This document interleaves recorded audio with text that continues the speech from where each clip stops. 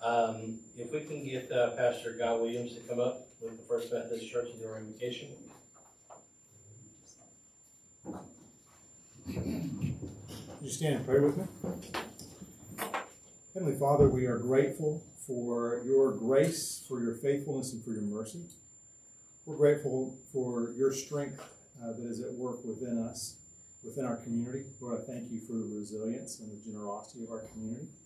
And Lord, we pray for this evening that you would bestow upon this group your wisdom, your grace, your spirit, that the decisions and discussions that take place would do so in a way that pleases and honors you, in a way that seeks to understand, and in a way that provides good outcomes for our community and for everyone involved.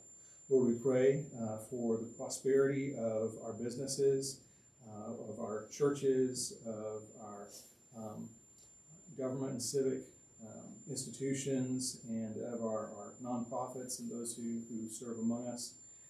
Lord, we pray that your anointing would be upon them for the work that they do, that it may be for the common good and not only their own. Lord, we turn our hearts to you this night, and we ask for your presence in Jesus' name. Amen. I pledge allegiance to the flag of the United States of America and to the republic for which it stands, one nation, under God, indivisible, with liberty and justice for all. Honor the Texas flag. I pledge allegiance to thee, Texas, one state, under God, one and indivisible.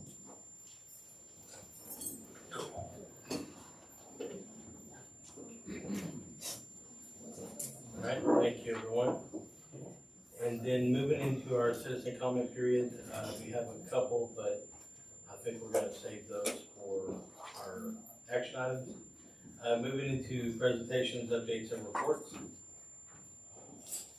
Item 6A, presentation from Bridgehaven Children Advocacy Center to discuss what they do, their services, and their funding.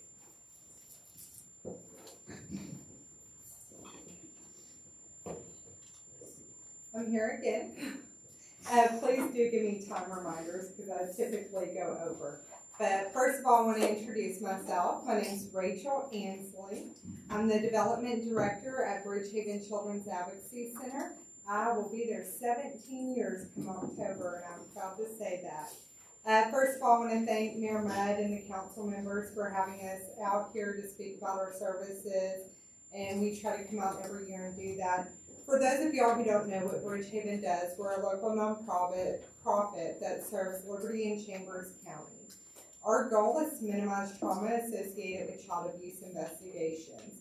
We provide services to close to 400 children a year from Liberty and Chambers County who have been subjected to child abuse, whether it is neglect, sexual abuse, physical abuse, witness to serious crimes, anything like that. I would say the vast majority is for sexual abuse. Most of the cases we see do come from Liberty County. For those of y'all don't know, a case coming into our office, we get the reports you make to CPS simultaneously with law enforcement CPS, and we schedule the child and their non-offending caregivers to come to Bridgehaven. We conduct what's called a forensic interview. That is a service we provide to law enforcement and our CPS. We're not an investigative agency. We just have specialized forensic interviewers, family advocates. We provide counseling alongside Agape Love. We contract out with them as well. And we provide crisis assessment, crisis intervention, public presentations, anything like that. And all of our services are free of charge. The reason I'm here also today is in the past, the city of Dayton had a line item in their budget every year, as we do provide a service to the city through law enforcement. And so I would just ask that y'all keep that in the back of y'all's mind, and when you are doing budget planning, to consider thinking about Bridgehaven, a local nonprofit who provides services to those children and their non-offending family members. Any questions? All right, thank you. I have one question, Yes, but ma'am. not necessarily directed to you. That budget line item, what does that normally fall under? What category? It's normally what we would do in that area is we would have something that comes out of hotel motel, but we've been advised that we cannot take it out of that line item anymore, so it's something council's gonna have to discuss at their budget workshop. All right, thank you. Okay, And I'm happy to help with that and reference some other cities on where they have pulled that money from, because we do still receive funding from other cities within the counties. If y'all would like assistance, feel free to reach out to us. thank you. Thank y'all so much.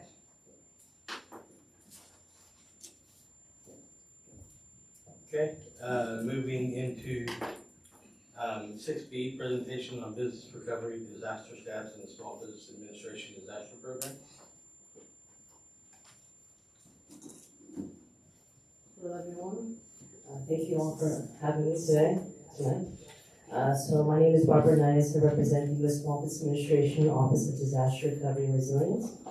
So I'm here to discuss what federal assistance is available, and it's for two declarations, not presidential. FEMA and SBA, so you know with presidential declaration, we are here to help out as far as disaster assistance. So for the first declaration, which is April, is 26 through June 5th, that we offer low-interest government loans, anybody that was affected, and it's for homeowners, renters, businesses, and nonprofit organizations. They can still, for homeowners side and renters, they can still register for FEMA, but we are as far as the rebuild and recover for homes. So for homeowners, we offer up to $500,000 to repair or replace physical damage to your home, and $100,000 for personal property, anything that's inside the home and your primary car. Renters can get $100,000 for personal property and that primary car. For businesses, it's up to $2 million to repair or replace physical damage to your real estate, machinery, equipment, inventory that was affected during that disaster. So it's severe storms, tornadoes, inventory, and hail, and that's the incident period. And as far as, and it's up to economic injury disaster loans is also, which is a working capital to help you regain your business back if you're close during that timeline. For nonprofits, including churches, you get up to $2 million for physical damage, as well as that economic injury disaster loan.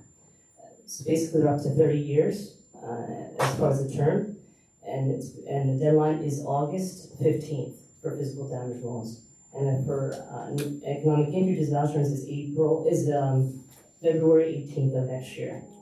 So there is a 12-month deferment, so you understand it's 0% interest, no accrual. So the loan at the end of the day is an option when approved. They're not obligated to accept it.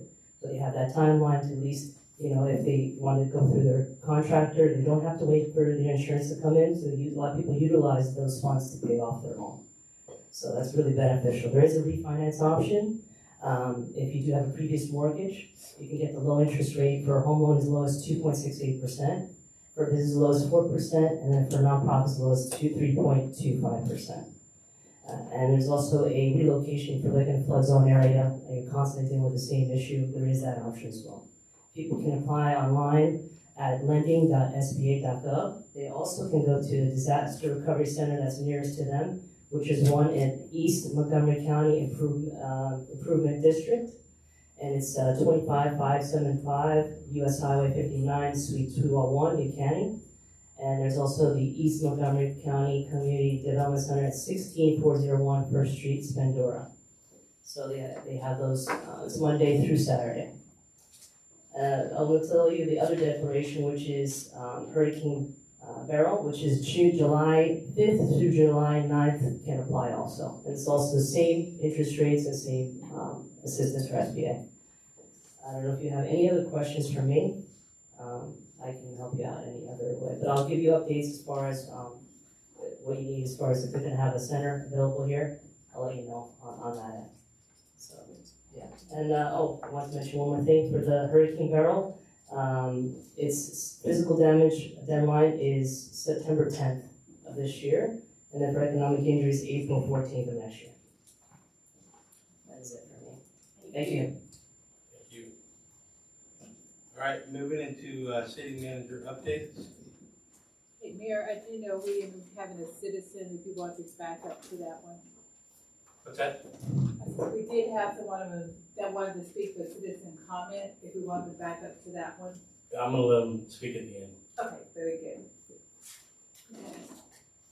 The TCQ require us to be in compliance with our backflow preventers, not just the city, but also businesses as well.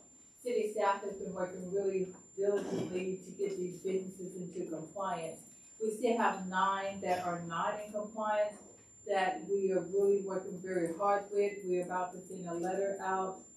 Just wanted council to be aware that if they do not comply very soon, then we may be considering other measures to get them to compliance. Because it's very important, if we don't get them to comply, the city will be fined. So it's important that we continue to work with those businesses to get them in compliance. Want to remind council of your budget workshop meeting, which starts this Tuesday, the 16th, at 6 o'clock p.m. and then again on Thursday, the 18th, at 6 o'clock here at the community center. That's all I have for today.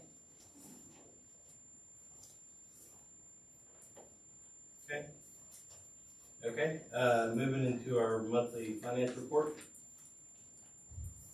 Good evening, Mayor and Council. This report represents a general overview of the financial operations through June 2024, which is the 9th month of the fiscal year 23-24. This budget is at 75% complete for the fiscal year. For general fund, we have total revenues at $8,855,367, or 83% of budget, which is 4% less than last year's year-to-date, due to reduced transfers from water sewer fund and sale of surplus. Total expenditures are at $7,562,293, or 59% of budget, which is 11.2% more than last year-to-date. However, expenditures are trending 16% lower than budgeted numbers for the fiscal year. We have revenues are over expenditures by $1,293,074, which are increasing as more revenues obtained in the upcoming months. For the water and sewer fund, we have total revenues are at $5,628,508, or 79% of budget, which is 5.5% more than last year-to-date due to interest and billing collections. Total expenses are $4,790,374, or 69% of budget, which is 9.7% more than last year-to-date, and that's due to the debt payments.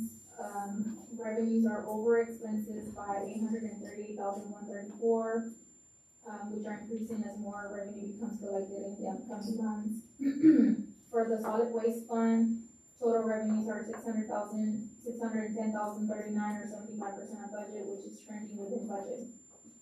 Total expenses are $456,870, or 66% of budget, which is trending 3.5% less than year-to-date. Revenues are over expenses by $153,170 due to the department trending within budget. For the fiber fund, total revenues are $180,479, which is 88.6 more than last year-to-date due to the increase of interest and several new DayNet signups. Total expenses are at $455,386, or 32% of budget, which is significantly more than last year, and due to the fiber installation, contracted services, and personal expenses. Revenues are under expenses by $274,906. Once again, due to the fiber expenses that are occurring to continue to service the city of Dane residents. So it looks like to me, other than the last fiber fund, the revenue's over expenditures in every category. Is there, do we anticipate anything changing between now and the end of the year? Where we are under, other than with the fiber fund? Not that I can anticipate, no. Okay. Okay. All right, moving on to mayor, staff, and council comments. Does anybody have anything? I do. I would just like to inform everyone, if you haven't noticed already, the text dot project on FN 1008 going north toward Daniel Park has resumed. I know the hurricane kind of stopped them for a little bit, but it's resumed again, so, anyone having to travel that area, especially with, school starting next month on August 12th, if possible, just, plan extra time. And, also here at the community center, this Wednesday, July 17th, they're having another Houston Food Bank food distribution truck that's gonna be here. That's all. When they show up. TBD. Okay, 10 a.m. is when they're scheduled. okay. All right, I do want to recognize one person that's here, and that is our representative for energy. Paul has been invaluable over the last week. It's been an incredible effort on his part to make sure that we got power back. And it's really a huge credit to him and a huge credit to the partnership between the city and between energy that this was able to happen in the way that it was. And so I want to say thank you, Paul. I did want to invite him up to talk about his resiliency plan. I'm not sure if he's ready to do that yet, but if not, we'll get him up here next month. Oh, there he is. Didn't know where you were sitting, buddy. I was gonna hide back here. Good evening, everyone. Thank you so much, Mr. Mayor. All that talk aside, I really want to call out Kimberly, Jennifer, and Mayor Mudd specifically. So during events of storms, especially named storms like we just saw, it's not uncommon for us at Energy to be working 18 hours a day, every single day, until every customer is restored. But your city officials, they're doing the same thing. So I was already working, they're calling me, texting me, getting updates for specific areas, outage counts, projected estimated restoration times, and how we feel about the next set of areas getting back online. So they were working hard for you also. Okay, the resiliency plan. Unfortunately, we filed that resiliency plan with the PUCT on June 21st. So we can already see there's obviously a need for strengthening the grid. That is something that we're very passionate about. I will be calling for the city of Dayton to get us some letters of support. I'm sure everybody wants to see the grid stronger so we can withstand more powerful hurricanes. The specifics of the resiliency plan, I'd be happy to come back and outline for you in a presentation. But for now, just know that it's not something that is, outside of our radar. We have a thorough plan that's roughly $340 million that's going to go toward the state of Texas and making our grid stronger. So definitely we'll look forward to coming back to outline that plan for y'all in more detail. But again, thank you, Kimberly, Jennifer, City Council, Mayor Mudd. We really appreciate the partnership that we have with the city, and it's our pleasure to serve you. Thank you, Paul.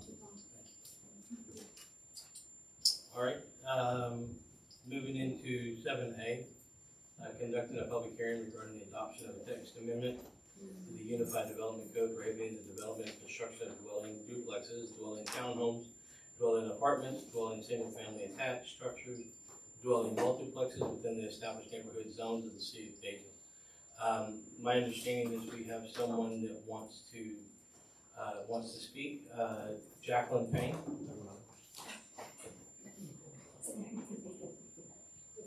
I was just getting it warmed up. Good evening. I was wanting some clarification on the limitations of the opportunities that we would have. How do you deny a multifamily dwelling or housing on a property which is designated commercial by the taxes per central appraisal? So, again, Brandon, you can correct me if I'm wrong. If it is zoned commercial, then the duplexes are allowed. No matter where they're located. Well, no, so she's talking about something different. If, I believe, I won't put words in your mouth Well, here. I'm But, taxed. but what you're saying is what we're talking about is apartments and duplexes in the established neighborhood. What you're saying is, though, an apartment for CAD purposes could be considered commercial, which is different from our zoning classification. So it could be commercial for CAD purposes, but it would be not in a not commercial setting for our zoning. Because property is an established neighborhood. So I just want to make that clarification. Am I excluded or what? So, well, do you want me to answer? Yes. Okay, so under the proposed text amendment, any lot within the established neighborhood subdivision, established neighborhood zone of the city, you would no longer be able to build new apartments or duplexes on those lots. If you already have one there, then you could continue forward with it. I don't know what your situation is, if you have one already or not. But if you did not have one, if it was just a vacant lot, you would not be able to get a permit to build a apartment or duplex or the other things listed in here in that zone, in established neighborhood. And so if I'm denied that opportunity, how do you deal with central appraisal and reducing my taxes What area are you talking about? on 321? Because Like that's commercial. By Trail Road, it's established neighborhood. Oh, yeah, established neighborhood, yeah. Okay. Yeah, I would talk to the appraisal district and tell them it couldn't be commercial. I mean, I would show them that it's zoned established neighborhood. Okay. And y'all have some documentation to give me to show Yes. that? Yes, ma'am. Okay. And so who do I see? Okay. All right. Thank you. All right, did you have anything else you wanted to add, Brandon? Yes, sir. I'll just to go over real quick, one more time for everyone. So this is an item to do a text amendment of the Unified Development Code. This would only apply to the areas in the established neighborhood zoned parts of the city. So if it's zoned, anything else, this wouldn't apply to. This is only established neighborhood. And what the proposed text amendment does is currently, before this text amendment, an individual could build duplexes or apartments within the established neighborhood. That would be taken away, that would be removed. So under this change,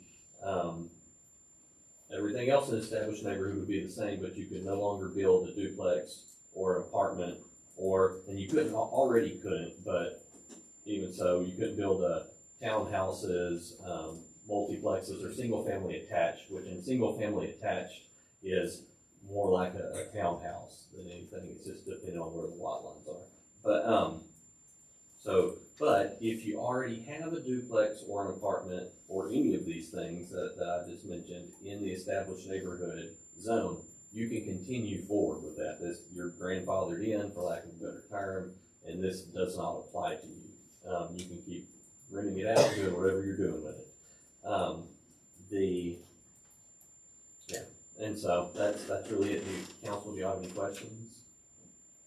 I have a question. So, does this include like the barndominiums, or they're not condominiums, they're not condos, but the barndominiums, does that fall up under that, or container homes? Generally, no. Those are generally classified as single family, so that would not impact, this would not impact those. As long as it's a singular unit. Okay.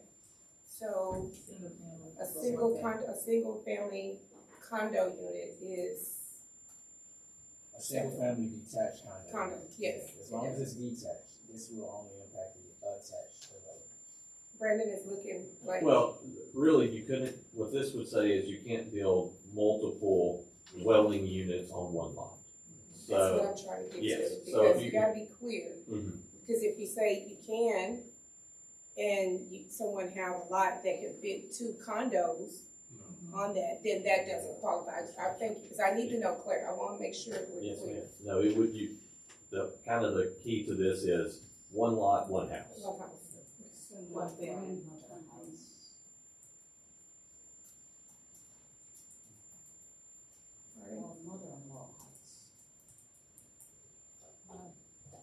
I heard something about a mother-in-law home, or, but I think that would be I mean, I'm not the expert here, so.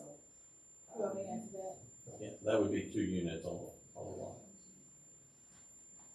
If you want to take a 3-bedroom house, make it a 10-bedroom house, that's a house, it's 10 bedrooms. When your mother-in-law moved out, you got a 10-bedroom house. I don't see why, basically they're saying duplexes, having 2 doors, having 2 addresses, and having people that can come and go and rent it. I don't think we're trying to stop anybody from having a house big enough to support their family. So if someone converts their garage that's already on their property, and they already have, I'm just, 'cause I know y'all shake, I understand that. It currently, it's detached. They have detached garage in some of these communities, right? And some of them do have, they hang, it's their place where they hang out, their kids hang out. If they want to convert that garage completely out into a separate living unit, and it's currently there, detached, on the same lot, does that fall up under, is that grandfather, is that not? No, that is not grandfather, and currently today, it's not permissible unless it was attached. So today, that definition of living quarters that you gave is not even permitted, so it wouldn't be grandfathered because it's not a permitted use. If it was attached, let's say you attach it by a breezeway, if we do allow those, that would be allowed. Okay, and I asked that question because that was posed to me several different times. So just, I wanted to make sure I got clarity on it, and I did want to ask that question.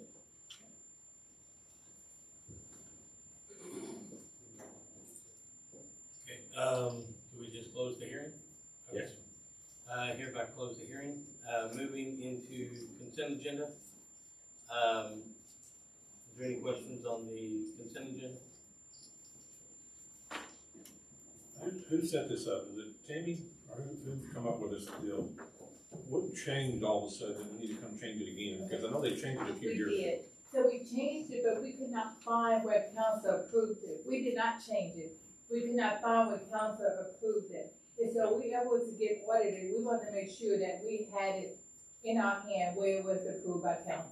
I remember them talking about it. I Yes, sir. don't remember. We have done it in the past, whenever there's a disaster, but however, we could not find that policy. We all remember it just like you, but we could not find it anywhere, so therefore we bring it back.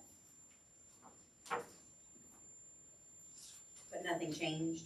It did not change, nothing at all. Okay. Can I get a motion on the consent agenda?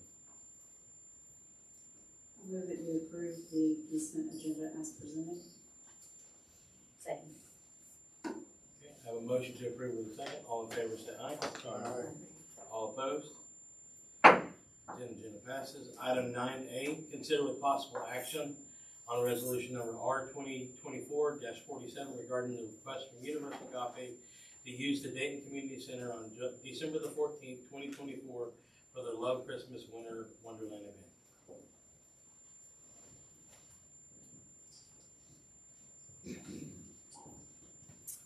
Hello and good evening. I'm Stephanie, CEO of Universal Agape Love. This is Miss Wendy, the Vice President of Universal Agape Love. Just wanted to share just a little bit, and then we get straight into it. So we do food distributions, have done them in the past. We have counseling services. We have 18 licensed and provisional counselors. We are contracted with Bridgehaven, and we provide most of their counseling services. So we're the only contracted company with them. Last year we did 627 cases with them, sessions, and we did 2,100 individual cases that came into our facility. We have legal advocacy, telehealth, bilingual services, client coaching, casework, youth membership, mentorship programs. We have parenting classes, life skill classes, emergency transitional housing, and many more services. Too many to name right now. But as you see on the board here, we are hosting a Christmas Winter Wonderland event. Now, from my understanding, there is a conflict in the date, so we would have to definitely go back and see if it's something that we can do to resolve that issue. Last, if we have, you want to show that video? Doesn't matter which one? Yeah, you can play whichever one. Okay. So tell everybody, warning, I tested it earlier, and for whatever reason, it automatically plays on full blast when I hit play. So, Close your ears. yeah, just be prepared. This event was here in Dayton at East Gate Church. Show this whole world that we can love and get along and do things awesome.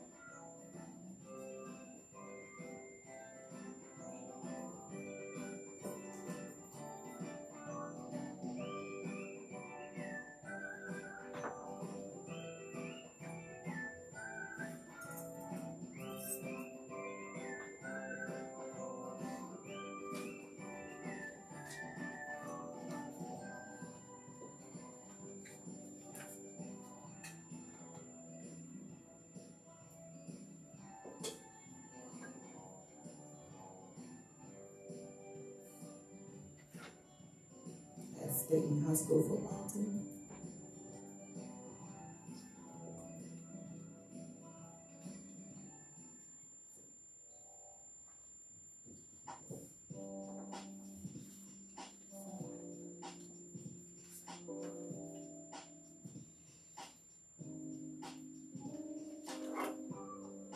So while you're watching this video, just to save some time, definitely want to let you know that that year we serviced over 300 families with jackets, with toys, with gift cards. The food that we provided for them lasted for the week, for the holidays, because we know that most of the families did not have food to continue on. These were our lower social economical classes that were there. We also did, immunization. We had prayer for them as well. This year we're trying to go bigger, and that's why we're asking for Dayton Community Center without the payment. Because we are not, it is a free service, we're trying to provide services for the families here in Dayton. We were left with families still needing and wanting that year, but we wanted to service about 500, if not more, families with everything is completely free. And so that's why we're here on today, but we just wanted to give some insight on what we actually do, because sometimes the words are out there, but you don't see it behind the scenes.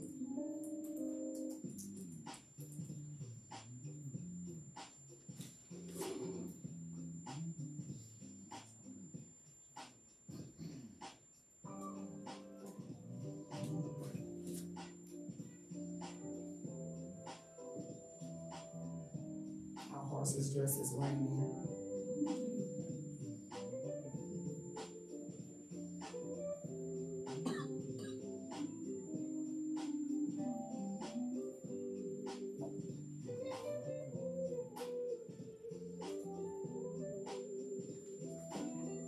You can go to the next one if you like. So we just don't want to take up too much of your time, but just showing you some other community efforts that we have done.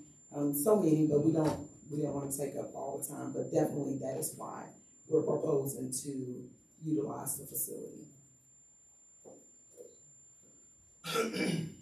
Let me ask Kimberly, what have you done for other churches in the past? Because I know we've had this conversation many times about the use of the facility, whether it's free or not free, paying a deposit, all that kind of stuff, and we're gonna get caught up in a big deal where everybody's wanting to use it, and I'm just kind of. So in the past, we used to allow organizations to come before council to request that they use the facility. Because we was given overdated with requests, and council put a policy in place that reduces the price for the use of the facilities for nonprofit organizations and for churches. Amanda, I am. what is that? So the request is to use the community center for this event Yes. at a reduced rate versus free? Are you expecting free or reduced? We were, because we're providing for the community and it's such a vast amount of those that need the services, we wanted to, instead of paying that amount, because everything is completely free. They're getting food, they're getting toys, they're getting everything. But we just wanted to not going out, because we're not grant funded either. We're not grant funded. We're not asking for funds. We'll take care of everything. But we just was asking for this. Asking for it for free? For free, yes, ma'am. So the reduced prices for currently, that after council, decided to reduce it, for nonprofits for a full ballroom is, $800 with a $900 deposit. The deposit is fully refundable as long as the room is returned to us the way they received it. For a half ballroom, they reduced it to $400 with a $500 deposit, and a quarter down to $200 with a $325 deposit. What was the last one? The last one is a quarter for $200 rental and $325 deposit. So how much space would you need? 500 families, the whole ballroom. Okay. No, fair enough. Because it would definitely be equipped with So- all those different Amanda, activities. as far as the cleanup fees, I mean, we still do that, I mean, what do we They do? never clean it up. Well, most events clean up after themselves to get a full deposit refund. Is policy for anybody renting, all of the public or so forth. So they would have to return the room to us with the way they received it, take the trash out, clean the rooms. We'll of course put the tables and chairs up because there's a safety thing there, but all rentals are responsible for their own cleanup. How many employees are we If it's a utilizing full to support ballroom, this I would event? need 3 for the day, 1 to open and 2 to close for the cleaning of the bathrooms and the hallways and putting up tables and chairs, wiping them down prior. What is the hours you want to use the facility? For about 4 hours. So pretty much a half a day. And I assume, So the event's gonna run 1 to 4, but how long is it gonna be for setup? Set up and tear down. It depends on all the requirements that they need, because there's also additional charges that we charge the public or anyone that rents here for stage, dance floors. And with the fees, they only get a set amount of tables and chairs. With that fee, everything is additional cost. Microphone, stage, dance floor, podiums. and I Extra assume your tables and employees over here will not come in here for free to do that, right? Correct. That's I hope that's not. what I was thinking. So, per John, and I haven't been here that long, so we had to start charging something. Right. Because the city was inundated with everybody that has a nonprofit or church wanting to do the same thing.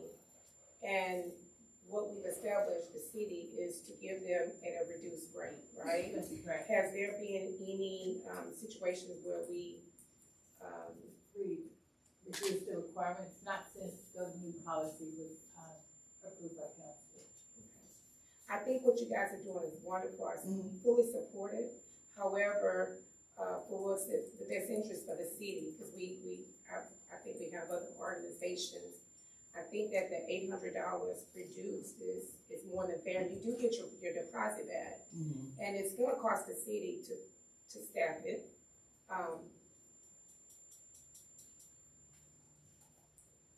I don't know if we set ourselves up for 10 people, Kit and Kimberly and Amanda saying, hey, you allow this organization. Right.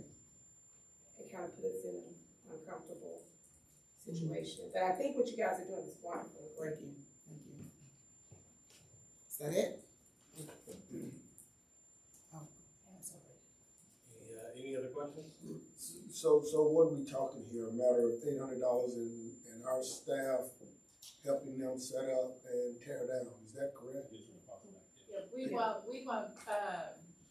we set up tables and chairs, but as far as them decorating, they Yeah. set it themselves. Yeah, no, I totally get that, and she probably would want to do that herself. So with, So Harry, I think with they what come to Amanda was saying 1,700 with the 3 employees plus the rental and everything, do we have a ballpark figure of what it would cost for the day? Let's talk about that. She said it depends on hours. Amanda, can you give us a ballpark figure of what it would cost to rent the room for the day? Well, each of our staff members get about $15.10 an hour, so it depends on the hours and how many we would need. We do set the room up the day before, and after every large event, we shampoo the carpet. So we also have to spend those, if you're talking hours, those are extra hours that the staff will also have to put in. So if y'all want to, that's a lot. So Probably another I don't know the number off the top of my head, so. $800 first. Well, let me say this, if we're doing it during the day, 1 to 4 during the week, we already Yes. here. Correct. I just want to put that out there, staff will already be here.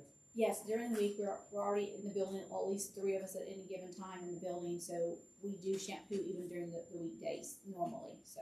So basically, if they come up with 800, it's almost of no consequence to the city.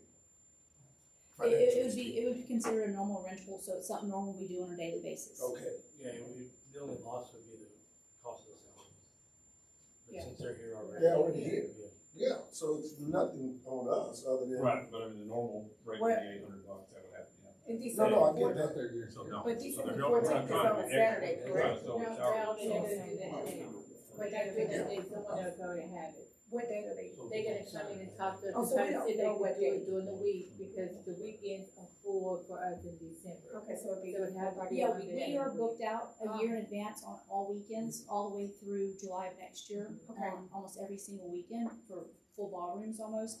So it would have to be up to discussion on what day and that we can put them in. So worst case scenario, we looking at you guys being out up front, $1,700.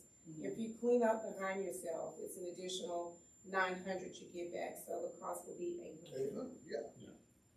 What's the normal cost for a non-nonprofit? They would be considered a business, you're looking at $1,800 rental fee, for business. So, a lot cheaper. My thing is simply this, listen, it's a nonprofit. I think everybody here can agree that this is something we'd love for you guys to do for, the families locally here. I'm telling you up front, I'll give you 400 of your 800. Wow, thank you. And I'll match Harry on I- that 400. I have some numbers. Luckily, we have HR, Tammy Alexander here, she did some quick numbers for me. $271.80 for 4 hours, for 6 hours, for 3 people. Yes, they already here, so. It's peanuts. I got you. Thank you so much, thank you. Y'all just get the date He wrong. got these copies.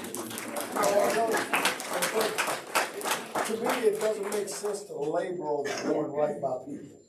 So, do we have a motion of what you're gonna do, because we do have it as an action item on the agenda, of what's gonna take place? It sounds like if y'all are wanting to just leave it the way it is with Yeah, our just leave it normal like it policy. is. we Yes. just And need we'll to- talk about it, Harry, outside. Yeah, to take no action on it.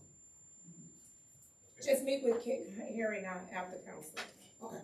Or after tonight. Okay.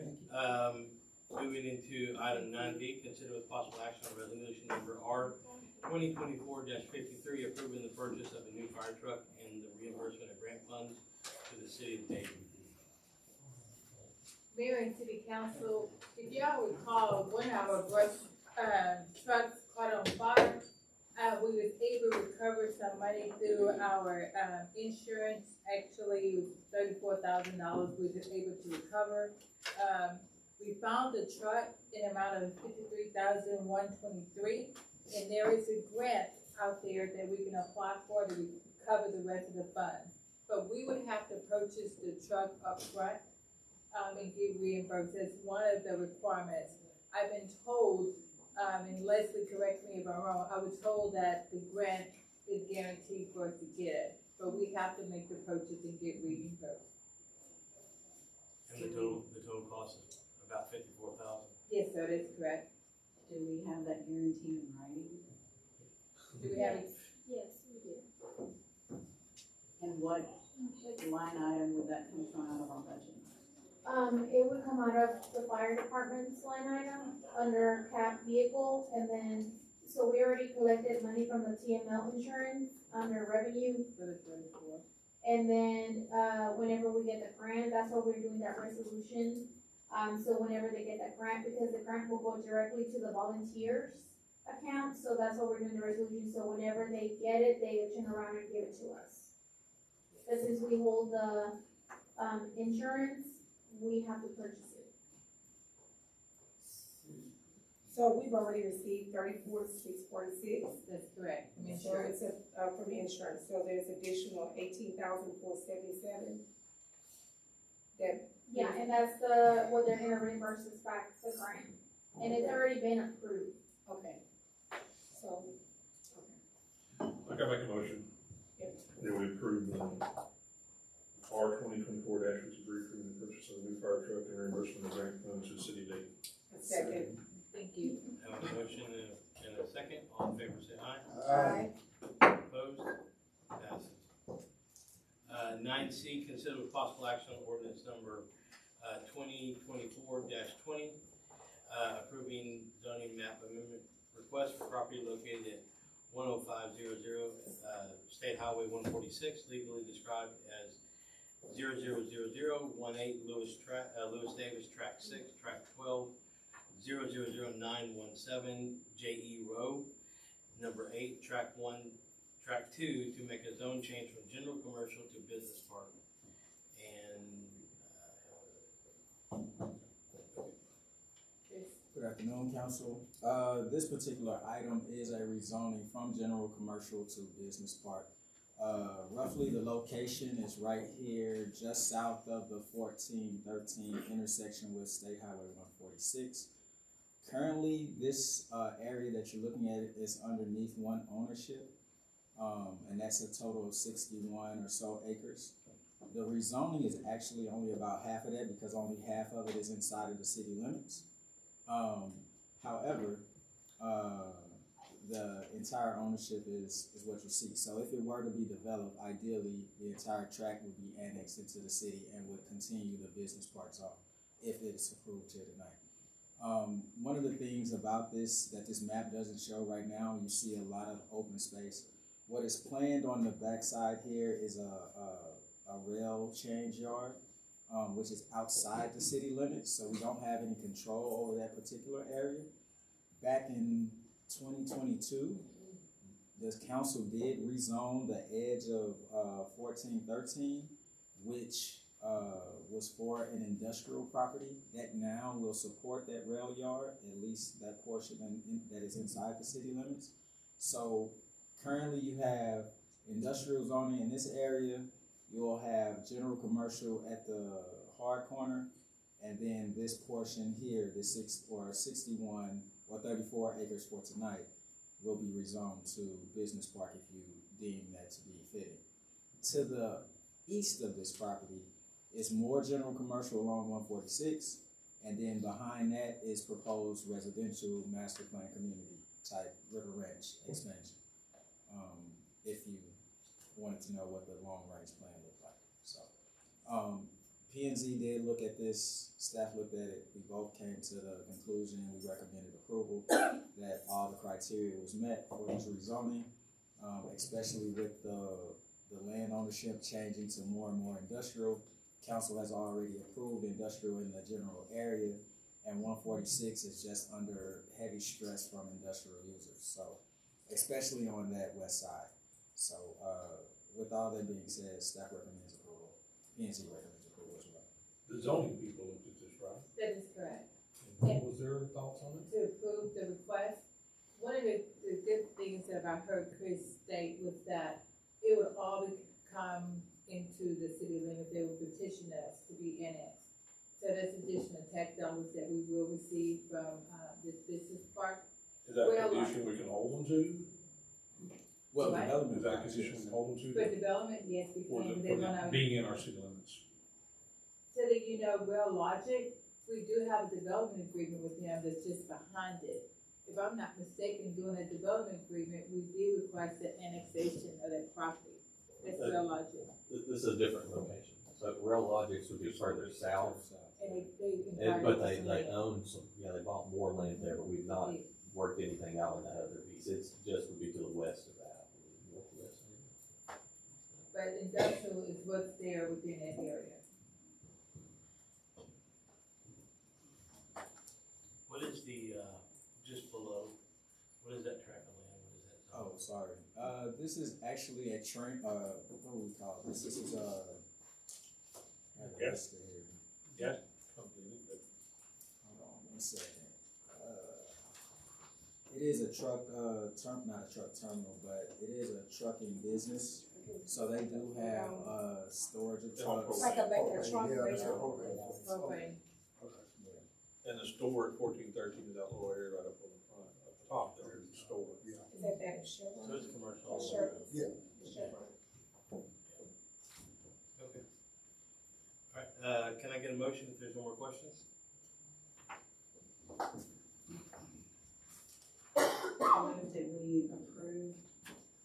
ordinance number O 2024-20, approving the zoning map amendment request for the property as presented. Second. I have a motion to approve with a second. All in favor say aye. All opposed? 9C passes.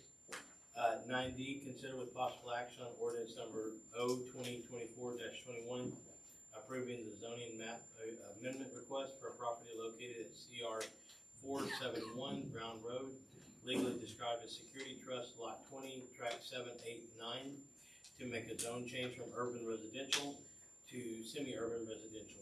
And I do believe that we have Michael Carroll that would like to speak at some point. I'd let Chris You go want first. staff summary first? Alright, so this particular item is being rezoned, or being asked to be rezoned, to suburban semi-urban residential. It is currently zoned urban residential. The difference between the two zones is the fact that urban residential allows multifamily development, it allows duplexes, it allows townhomes, and multiplexes. They all have different conditions, but for the most part, it does not allow any single-family detached residential in that particular zoning district.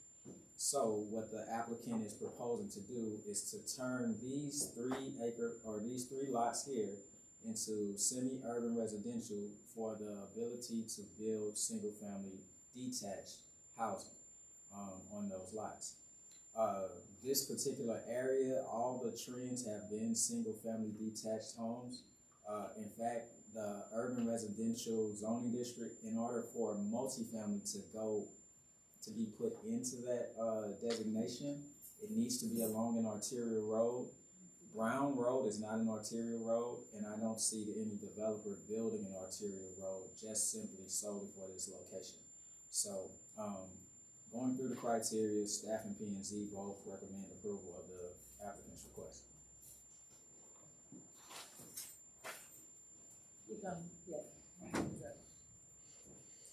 That's barely in our city limits, isn't it?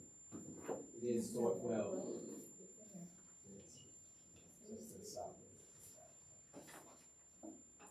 Good evening. So my name's Mike Carroll. I live here on Brown Road. I actually live on the front 3 acres there. I previously owned those back 3 acres that are in question.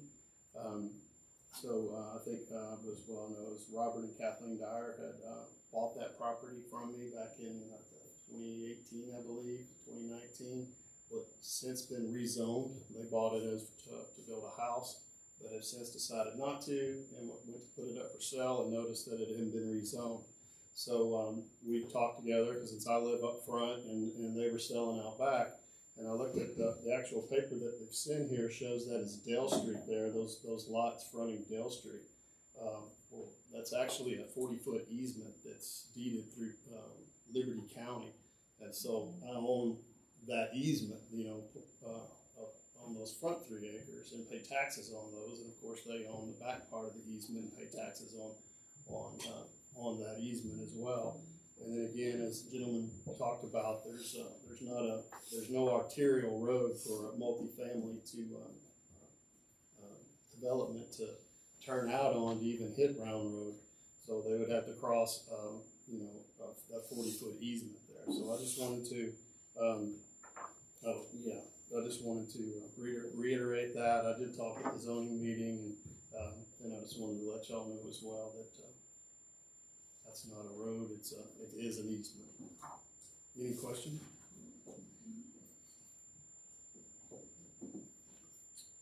If we have no other questions, can I get a motion on 9D? I'll make a motion. We approve ordinance O 2024-21, approving the zoning map amendment request for property located at County Road 471, legally described as Security Trust, whatever. Change from urban residential to semi-urban. Second. Okay, I have a motion to approve with the second. All in favor say aye. Aye. All opposed? 9D passes. 9E, consider with possible action on ordinance number O 2024-22 regarding the adoption of a text amendment to the Unified Development Code prohibiting prohibiting the development and construction of dwelling duplexes, dwelling townhomes, dwelling apartments, dwelling single-family attached structures, and dwelling multiplexes within the established neighborhood zones of the city of Dayton. Thank you, Mayor and Council. This is the item we talked about earlier in the public hearing. And I just want to point out now, because I'm not sure if anyone has signed up to speak on this one or F, but I just want to make it clear, if y'all vote to approve the ordinance in E, we would just pass F, because there would be no reason to do a moratorium in F, because you would have already changed the text amendment. So F, so if anyone has signed up for F, I don't know if they are, they might want to speak under. So there's no need to vote on F? So there would be no need to vote on F, because it would already be taken care of in the text amendment. Okay. Yes, sir. But I want to point that out, because I don't know if somebody signed up for F. I want to make sure they have a chance to speak. But, again, under this one, if you do the text amendment, you can no longer build duplexes or apartments within the established neighborhood. Again, if you already have one there, they're good to go. It would just be new ones. Do y'all have any questions for me? Thank you. Okay, we have no questions. Can I get a motion on 9E? I'll make a motion to approve ordinance number 02024-22 regarding the adoption of a text amendment to the Unified Development Code prohibiting the development and construction of dwelling duplexes, dwelling townhouses, dwelling apartments, dwelling single-family attached structures, and dwelling multiplexes within the established neighborhood zones of the city of Dayton. Second. I have a motion to approve with a second. All in favor say aye. Aye. All opposed?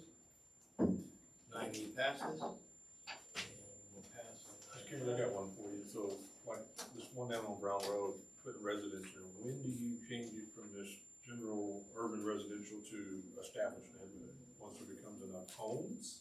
Or just never does? It never does. Wow. No. Just so you know, the established neighborhood is a destination that represents lots that was divided prior to us having zoning. Okay, makes sense. Item 9G, consider with possible action on resolution number R 2024-50 regarding appointments to the Planning and Zoning Board to fill expired terms.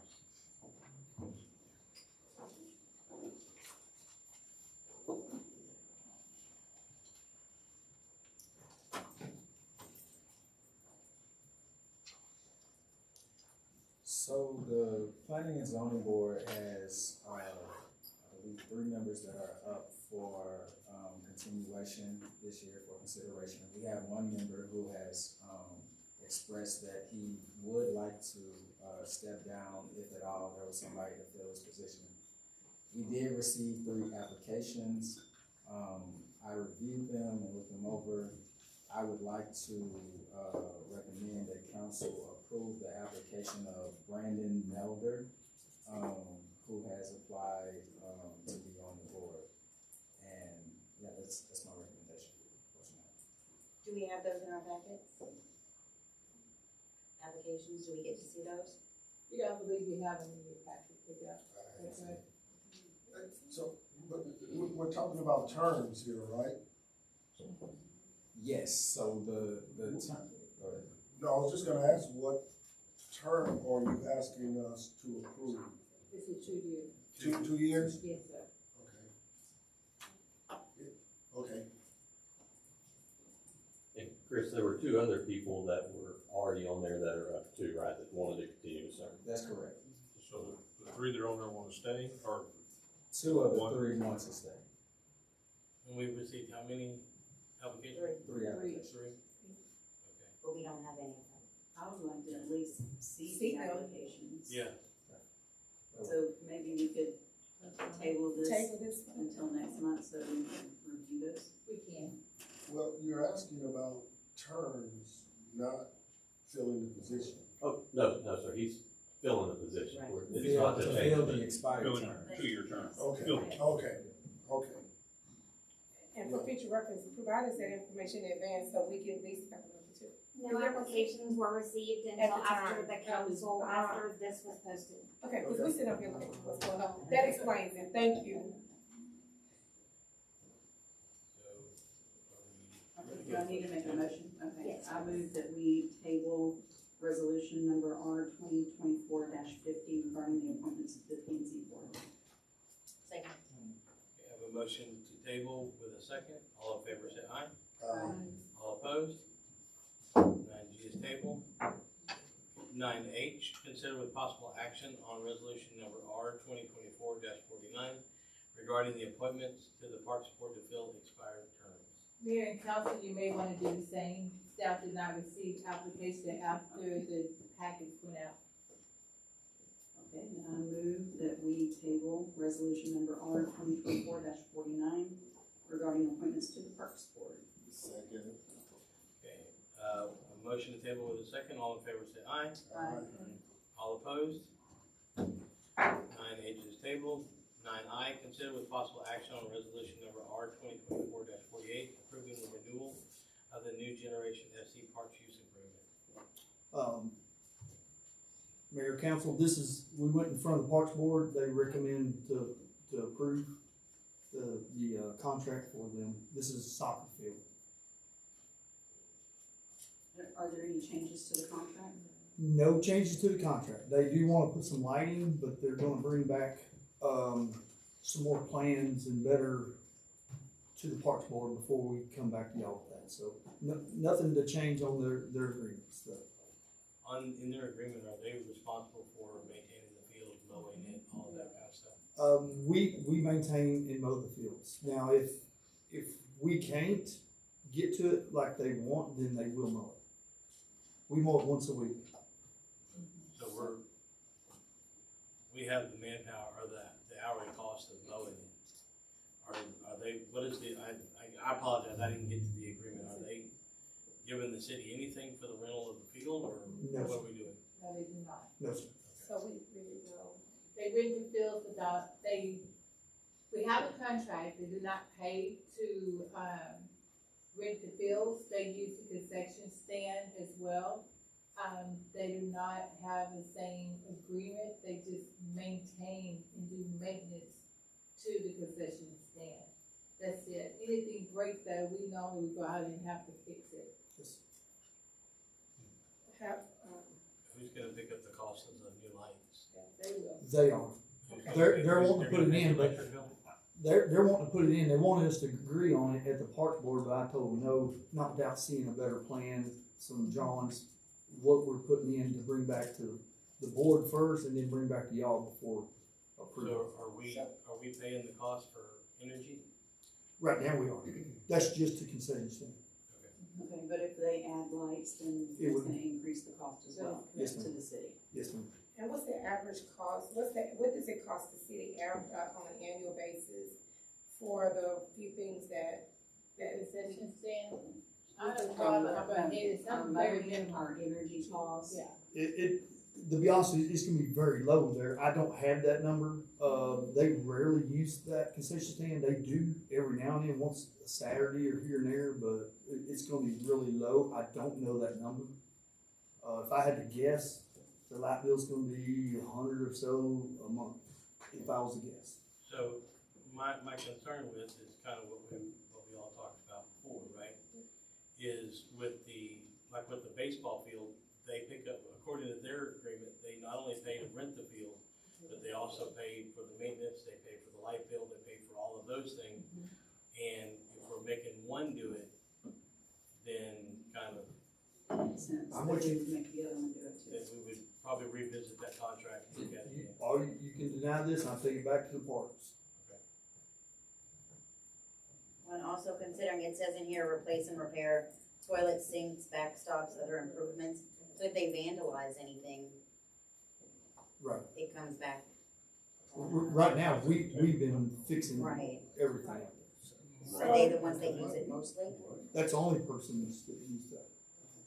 And do they have soccer matches out there, is it just for strictly for They're, practice? that's what they're practicing right now, but they want to have games out there, but they can't because they don't have lighting.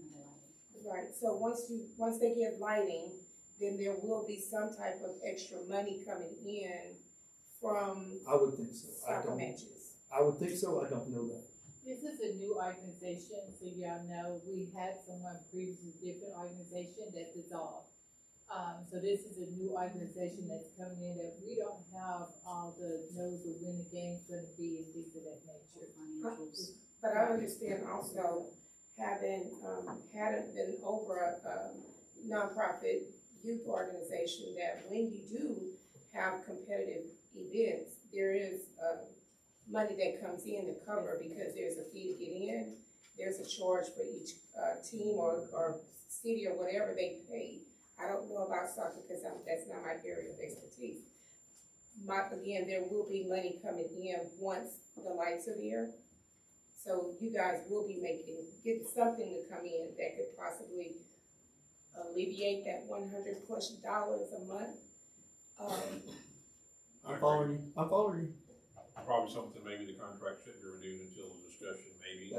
You say if you're gonna pay to use the field, how much the light's gonna cost in lieu of paying for this or that, and then once they get established, a new contract another year from now or whatever could be discussed about payment. We can do that. We need a motion to table this, or we're going to deny it? Motion to table. You can table, yeah. Okay, I have a motion to table, do I have a second? Second. We have a motion to table with a second. All in favor say aye. Aye. All opposed? None ayes table. 9J, consider with possible action on resolution number R 2024-51, approving pipe bursting on Waring Street. Mayor, council, so I brought, a month ago, I brought to y'all for Hillcrest and Houston Street to be pipe bursted. So the Houston Street was, $264,475. Now, we have cambered that line since then, and we have found that some of Houston's already been replaced. Not much, but some. So we had it re-quoted, and the new quote come back at $197,600. The old one was $264,475. Now, there's been a little bit, we had another sewer line collapse since then, and it's on Waring. We talked about it in our plan. So that cost for that pipe bursting is $65,785, which is still in the amount that you approved the first time. I'm asking you to allow me to do Waring in that same amount. What side of Waring? It's from Low Street to Prager. Because I know there was Prairie, I'm some sorry. repairs Prairie. done in the past, because that's why the road has got the little dips in it. So y'all are just finishing it out all the way to 1008, or what are you trying to do? The sewer line don't go to 1008. It goes to Low and stops there. That stops there? Yes, sir. If we don't have any questions, can I get a motion? Motion to approve resolution R 2024-51, approving pipe bursting on Waring Street. Second. I have a motion to approve with a second. All in favor say aye. Aye. All opposed? 9J passes. It is now 7:08 p.m. and I hereby close this city council session and move forward into executive session. Mayor, if you have citizen comment period before you go into executive session. We've got quite a bit to cover in executive session. We'll cover Well, on the this end. comment period is 3 minutes, and so. I would appreciate if we could, That would be if we 3 could, minutes wait till before the you end. all go into executive session. I would appreciate if you could be patient and wait till the end. Thank you. The comment period was at the first part of council meeting.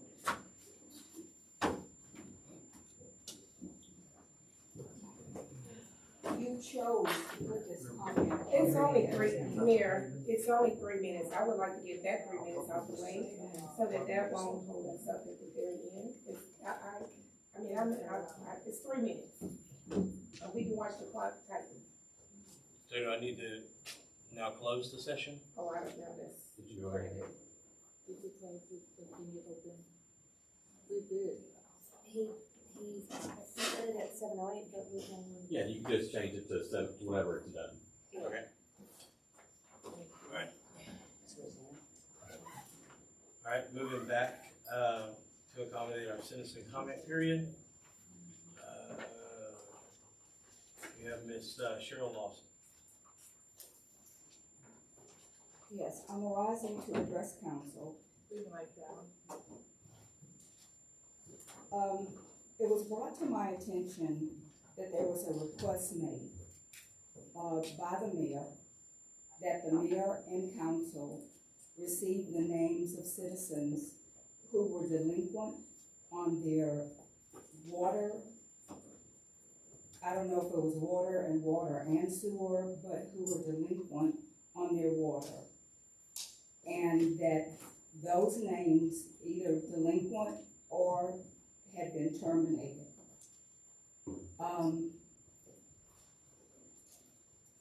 There is never a legitimate reason for the mayor and or council members to receive that type of information on citizens. Now, I understand that there has been a change since that original request, but we live in a republic where we, the citizens, elect our officials to represent us, not to rule over us. We, the citizens, do not give up our rights to our elected officials. This was an unprecedented request. To my knowledge, council nor the mayor has ever requested such personal information on citizens of the city of Dayton. It was an unprecedented request. It was totally unwarranted. It's an invasion of personal information and personal privacy. It's possible a violation of the Fourth Amendment, unnecessary search and seizure. There is no reason for any member, for the mayor or any member of council to have that type of information on citizens. And there is the potential for misuse of such information. Several years ago, a member of city council had loose lips with information that cost the city thousands of dollars. Release of personal information of citizens could place the city at risk of a lawsuit. And misuse of that type of information, personal information, could place the city at risk of a lawsuit currently. My request is that this type of information, I understand it has already been released. My request is that that type of information never be released again in the future, and that the mayor and the council realize that you all are representatives of we the people. You are not our overlords. Thank you. And that never happen again. Thank you. It is now 7:13, and I close this hereby. Close the session and move us into executive session.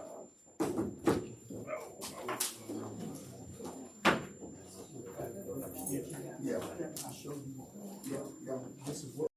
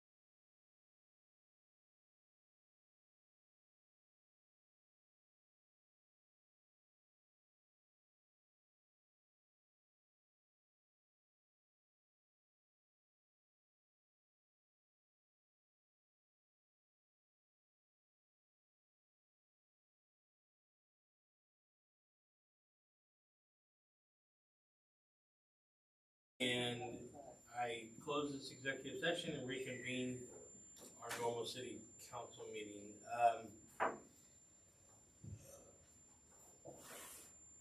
Can I get an action item 11A, consider possible action on resolution R number 2024-46 to support the Texas Enterprise Zone project, sales tax, and use tax rebate grant.